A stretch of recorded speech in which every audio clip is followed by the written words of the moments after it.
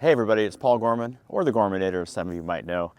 Today's video, I want to cover the midsection of the body, hip tilt, turning, what the professionals do so well, what's maybe a little complicated for the amateur to figure out.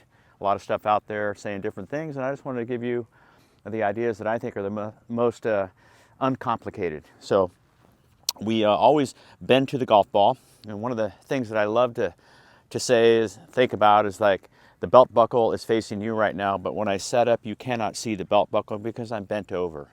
That's important. Following this next statement is like, when you're in the transition, you want to feel like your belt buckle is still hidden. So all that being said is early extension or going into flexion or staying in your bend when you come in like the Tour Pro.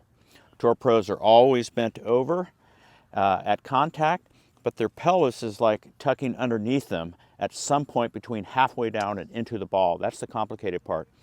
A lot of guys say that they want you to have the tailbone out all the way through. Feet right down into it.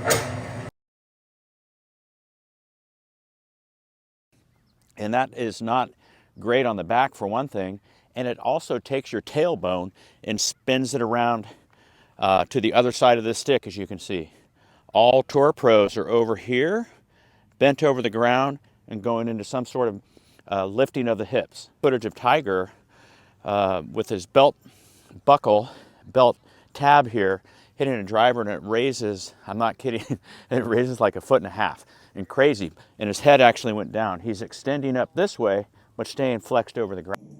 And he's going with a pitching wedge, so we can go ahead and hit this.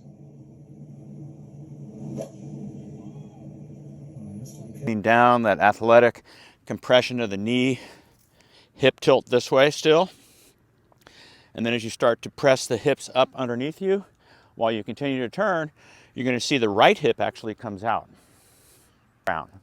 So just some ideas and thoughts for you to pay attention here.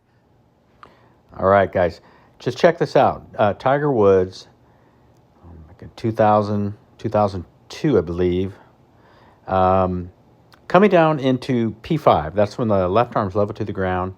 Look at that 39 degrees. That's the femur bone. It's orientation to the ground at 39 degrees. Now, the hip socket is where the femur bone head is. Watch what happens right from here. So P5, left arm there.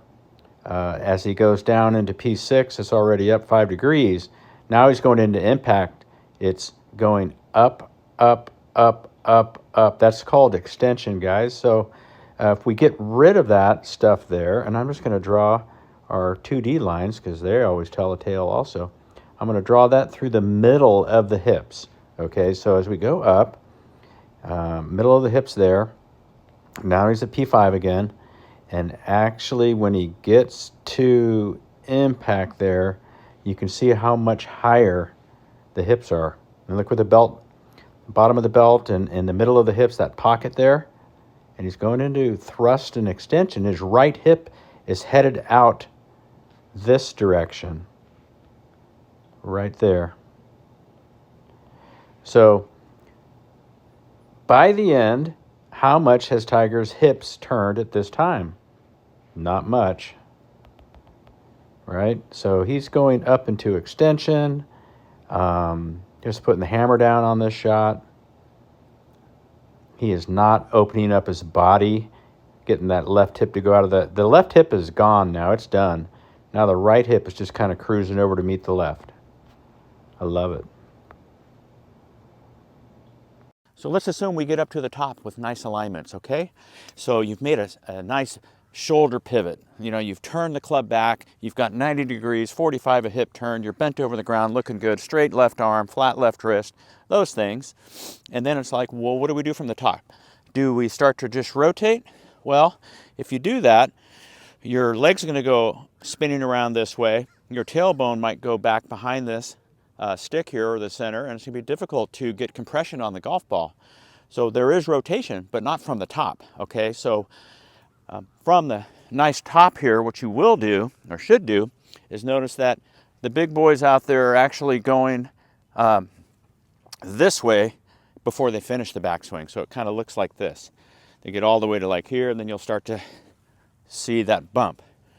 Finishing up to the top, see the bump. Now, when you see the bump, still in flexion. Can't see the belt buckle per se, right?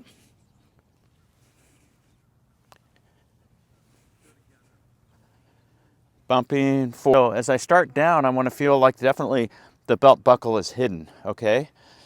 So early extension would be starting to raise the belt buckle up. That would move the pelvis out this way, and then I would start to rotate out way too high. We've got to get the arms down where they started. They started about belt high when they began the takeaway. And we have to figure out how to get that down, back down to here. Well, we can't do it by rotating from the top. You have to stay in flexion or add that feeling of like a dive bomber, just going like this. So this is good work here. You can see I'm going back into flexion. I just made a video with Jordan Spieth showcasing that. Schaffler, all the tour pros are doing that, okay? They are not immediately going up with the hips. They are delaying that, but they're also not keeping their tailbone way behind them as they're getting into here, right? At this point here, you will see Tiger. The tour pros are rising up underneath them, which is an anatomically safe event for your lower back, the lumbar spine. So I recommend that we do that and not sit there and try to hit balls still bent over this way. That's a lot of stress right here. When you see they're tucking their ass this way. They're tucking up and under. And there's a ton of power with that too. It's the thrusting upward. That's that upward component, that thrust, which is just ground force action. So down here and then exploding up. You see, like a Rory, he loads down the hips this way, and then he gets into here and comes up like this. He's not loading down this way and then turning like that. No chance. So just kind of paying attention to what's really happening, right? So again, we've made that nice shoulder turn, and now when I start the transition is actually a downward action, increasing some flex over the ground. Therefore, this much, it feels like I'm way overdoing it, but when it shows up on film, it's not doing much at all. But that's what you see on the tour, right guys? You see that kind of dive bombing down, that athletic compression of the knee, hip tilt this way still. And then as you start to press the hips up underneath you, while you continue to turn, you're going to see the right hip actually comes out.